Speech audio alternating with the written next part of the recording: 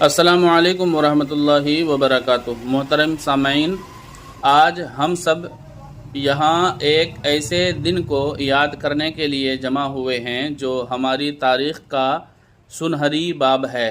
15 اگست وہ دن جب ہندوستان نے غلامی کی طویل رات کے بعد آزادی کی صبح دیکھی۔ یہ آزادی ہمیں ایک دن میں نہیں ملی، بلکہ اس کے پیچھے لاکھوں قربانیاں، بے شمار جدوجہد اور ان گنت جانیں نچھاور ہوئیں۔ شہیدوں نے اپنا خون بہایا تاکہ ہم آزاد فضاؤں میں سانس لے سکیں۔ آج ہمیں یہ سوچنا ہے کہ کیا ہم اس آزادی کی قدر کر رہے ہیں۔ آزادی کا مطلب صرف جھنڈا لہرانا نہیں، بلکہ اپنے ملک کو ایمانداری، محبت، بھائی چارے اور قربانی سے مضبوط بنانا ہے۔